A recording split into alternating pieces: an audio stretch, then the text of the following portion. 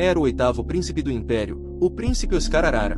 Olhando para ele de baixo para cima, o cara pensou que este era o irmão mais velho e também como as pessoas pensam que ele é o melhor príncipe entre todos os outros. Oscar perguntou ao seu irmão o que ele estava fazendo em um lugar desses, ao que o cara respondeu que estava apenas passeando por ali. O oitavo príncipe, sorrindo, disse que estava indo para a Rua Cobalto. Então, o príncipe percebeu que eles acertaram e alegremente disse que era isso. Em seguida, perguntou ao seu irmão mais novo se ele se juntaria a ele. Noah assentiu e disse que iria com seu irmão. Agora, ambos estavam dentro da carruagem preta. Enquanto estavam indo, o oitavo príncipe disse que havia ouvido seu pai constantemente elogiando Noah. Há quantos anos ele não via seu pai tão feliz? O cara sorriu e disse que isso era realmente verdade. A carruagem parou e o oitavo príncipe informou que deveriam seguir a pé dali em diante. Ele disse que aquele era um lugar onde ele gostava de usar as pernas para caçar tesouros. Quando saíram, Noah se deparou com uma feira de rua, e o cara, encantado com o espetáculo, perguntou se aquilo era a Rua Cobaltova. Vendo a alegria de seu irmão, o oitavo príncipe sorriu. Logo começaram a caminhar ao longo da rua e, olhando ao redor, o cara começou a pensar. A Rua Cobaltova é um lugar onde lojas de antiguidades ou lojas de objetos antigos estão concentradas. Todas as antiguidades do Império são reunidas ali. Encontrar verdadeiros tesouros nessa pequena cidade é considerado uma bênção para os nobres. Exclamações de compradores e vendedores eram ouvidas por toda parte ao longo da rua. Para onde o cara olhava, ele olhava para o seu irmão e disse que ouviu dizer que tudo ali é bem caro. O príncipe sorriu e disse que isso não era totalmente verdade. 10.000 coroas seriam suficientes para um grande negócio. O cara olhou à frente novamente e pensou que, levando em conta a média mensal ganhos de um homem adulto na cidade são 10 moedas. Não é uma quantia pequena, mas é uma rua do tesouro. Parando na frente de uma das lojas, o sujeito olhou para as pinturas e disse, surpreso, que havia até pinturas aqui, ao que o oitavo príncipe respondeu que a maioria dessas pinturas eram falsas. O sujeito começou a olhar ao redor, parando na frente de coisas interessantes. Havia uma minoria, como esse baú ou vaso. Após algum tempo caminhando, o sujeito percebeu que a tendência aqui era que havia mais lojas do que barracas. Ele sentiu que havia muitas coisas boas aqui. Nesse momento, uma coisa interessante chamou a atenção do sujeito, e depois de olhar para ela, o sujeito pegou um livro ou uma caixa com uma aparência estranha. O oitavo príncipe, ao ver o olhar preocupado de seu irmão, perguntou se algo tinha acontecido, mas Noah não respondeu e perguntou ao vendedor quanto custava. O vendedor disse que custava 3 moedas, e o sujeito comprou o livro. O oitavo príncipe olhou para seu irmão com interesse e sorriu, perguntando o que ele estava olhando com uma expressão tão séria. De repente, o sujeito notou que estava na mão de Noah e se aproximou, animado, pedindo para ver. Noah olhou para seu irmão, surpreso. O oitavo príncipe disse, com um brilho nos olhos, que era sem dúvida um tesouro. Então, o homem disse que era o livro mágico do grande mago André e que, além disso, era o original. O oitavo príncipe disse empolgado que a frugalidade de Noah não deveria diminuir, ele deveria cuidar desse livro como se fosse seu cabelo. Nesse momento, o sujeito olhou para a janela de status. Embora tudo fosse igual ao antes, houve uma mudança. Assim que ele pegou esse livro em suas mãos, sua habilidade de vitória ganhou uma habilidade. Observando seu irmão, o oitavo príncipe perguntou com interesse para onde ele estava olhando por tanto tempo. Sorrindo, Oscar disse que, como seu pai, ele também respeita e elogia o cara. De repente, o cara sentiu uma resposta de Leviatã, e o cara disse que tinha uma sensação. Oscar se curvou com interesse e perguntou sobre o que seu irmão estava falando e que sensação era essa, mas o cara tirou uma espada demoníaca sem dizer nada e a ergueu sobre o livro mágico, surpreendido com isso. Ação. O oitavo príncipe queria impedir Noah, mas ele não ouviu o fato de que a espada demoníaca disse para ele fazer isso, pois a alma de alguém está contida neste livro. A espada demoníaca ficou sobre o livro por um tempo, e agora uma estranha aura negra e sombria se elevou de um canto dele. O livro se abriu, liberando energia escura, e logo a energia negra subiu acima do livro e algum fenômeno estranho apareceu. Oscar olhou com a boca bem aberta, mas Noah estava calmo, com olhos sombrios e força renovada. Ele olhou para os dois príncipes, e ambos o olharam. Na frente deles ficava um gigante negro com uma lança na mão. A energia escura se transformou em uma corrente contínua e voou para cima com sons sombrios. Oscar, olhando para esse fenômeno com surpresa, disse que era impossível. O livro proibido contém a alma de uma pessoa, enquanto o cara olhava para essa energia negra. Oscar gritou para Noah correr, dizendo que era o espírito vingativo do grande mago dos ventos quando as criadas acompanhavam o cavaleiro na noite e desejavam boa noite a ele. Seu negócio não estava diretamente relacionado ao cavaleiro. Depois que as duas criadas acompanharam o mestre para fora, a chefe das criadas disse a Jéssica e Lily que elas deveriam tomar um banho. A morena e a criada pequena sentiram e, já no banheiro, Lily perguntou a Jéssica se ela sabia quais garotas o Sr. Noah gostava, cobrindo-se com uma toalha. Jéssica olhou para ela. O bebê disse que não podia falar sobre tais coisas. Sorrindo, Lily disse que se eles apenas pensassem, tudo ficaria bem. Sorrindo, Jéssica disse que o rapaz tinha apenas 6 anos, então poderia ser do tipo infantil, como Lily, fazendo o bico. Lily corou e, cobrindo a pilha com as mãos, disse que queria dizer seios pequenos, vendo uma colega ofendida. Jéssica quis se desculpar, mas Lily se virou e disse a Londres que estava saindo quando estavam indo embora. De repente, Lily viu uma colega loira que também estava tomando banho. A garota se jogou alegremente nas costas de Anne, que se assustou e virou-se, olhando para Lily e perguntando o que ela estava fazendo. Lily, olhando com inveja para os encantos de seus joelhos, disse que o Sr. Noah provavelmente gosta daquelas que se parecem com sua mãe. Anna, com uma expressão confusa, perguntou sobre o que elas estavam falando em geral. Vendo Anna tão surpresa, Lily se virou para Jéssica e disse que, inesperadamente, o tipo de Jéssica é normal. Jéssica sorriu e disse que então um tipo como Zoe é. Tanto Anna quanto Lily concordaram com isso. Jéssica disse que o tipo é gracioso e flexível, e Lily concordou, acrescentando que é elegante e destacado. Anna disse que os seios dessa criança só vão ficar maiores com o tempo. Willie ficou animada e disse que se começar um boato, mas não conseguiu terminar a frase, pois houve uma batida e a garota se abaixou, dizendo que era um ótimo momento para Zoe aparecer. Mas quando a porta se abriu, apareceu a empregada sênior. Ao vê-los, Lily ficou chocada, e a empregada sênior gritou com raiva, perguntando o que eles estavam fazendo. Todos os três se curvaram e disseram que estavam muito desatentos. Olhando para eles, a mulher disse que se eles se comportarem normalmente, não precisarão pedir desculpas. Quando estavam prestes a sair, Lily disse que era estranho porque era a vez de Zoe tomar banho naquele momento.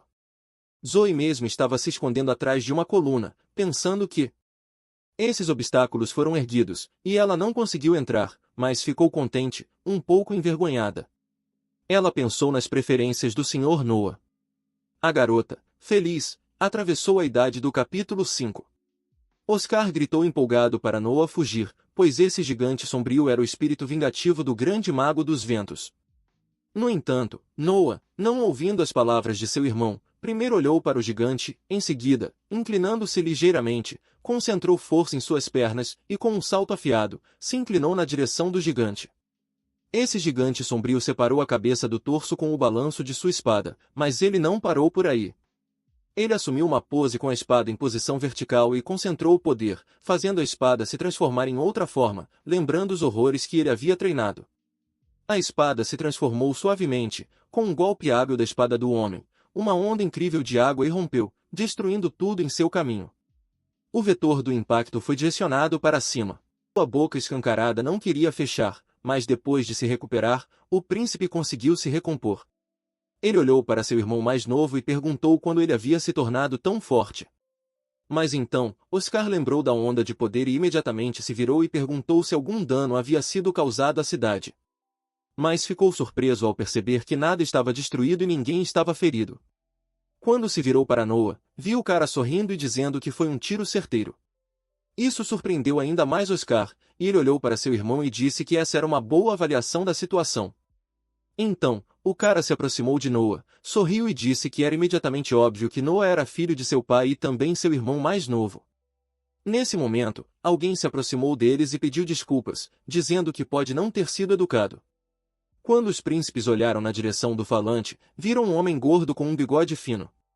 O homem sorriu e apontou para uma das lojas, dizendo que era o dono daquela loja e que tinha visto o que acabará de acontecer. Então ele pediu a Noah e Oscar para darem uma olhada em algo. Ambos os príncipes olharam com interesse, e Noah perguntou ao comerciante se ele tinha algum tesouro. O homem sorriu e disse que era algo parecido com isso. O cara assentiu e disse que então deveria mostrar o caminho. Logo, em um dos prédios com o emblema do comerciante no lado, os príncipes entraram e foram conduzidos por um corredor solitário até uma sala secreta. Logo, Oscar e Noah estavam sentados diante de uma mesa para 4 pessoas, olhando ao redor. Atrás deles havia uma lareira que não estava acesa, e ao lado, um espelho e um armário. O comerciante sorriu e disse que esta sala estava intencionalmente posicionada um degrau abaixo do que as casas dos aristocratas. Esta sala é um exemplo perfeito da melhor hospitalidade que alguém pode oferecer.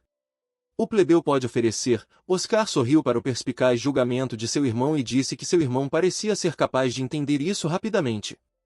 Logo a cortina se abriu e um homem com algo nas mãos entrou. Ao olhar mais de perto, o cara viu que era uma caixa com padrões interessantes, mas com uma aparência um pouco desgastada.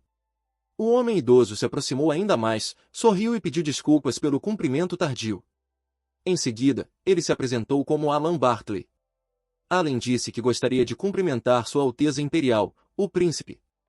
Depois disso, o comerciante acrescentou que gostaria de dizer que os pés do 13º príncipe eram dignos dele, e um simples comerciante como Alan admirava sua grande força. Ouvindo esse discurso, Noah sorriu e disse que não havia nada de errado com isso. Na verdade, ele mesmo fez isso para que as pessoas não se preocupassem. Entregando a caixa na mesa, o comerciante disse que o príncipe estava sendo muito modesto. Ele tinha certeza de que eles conseguiriam resolver o mistério dessa caixa. Olhou para a tampa da caixa que se abria lentamente e viu um anel de aparência incomum dentro dela.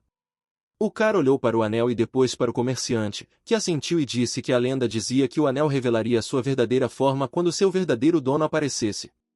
O cara, olhando de volta para o anel, disse que, considerando tudo que o comerciante havia dito antes e sua urgência após a luta, virou o olhar para o comerciante e perguntou se ele queria que ele experimentasse o anel.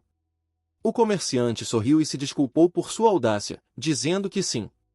O cara assentiu, olhou para o anel e disse que então tentaria. Em seguida, perguntou ao comerciante se ele não achava que poderia ser algo sem valor.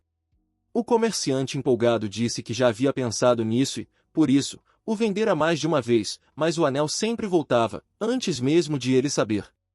Interesse pelos detalhes e o vendedor não o decepcionou, dizendo que isso é uma coisa muito estranha, então ele não tem certeza se há algo. O Noah olhou para o anel com interesse e Oscar, vendo seu interesse, sorriu e disse que talvez o Noah devesse experimentar e colocá-lo.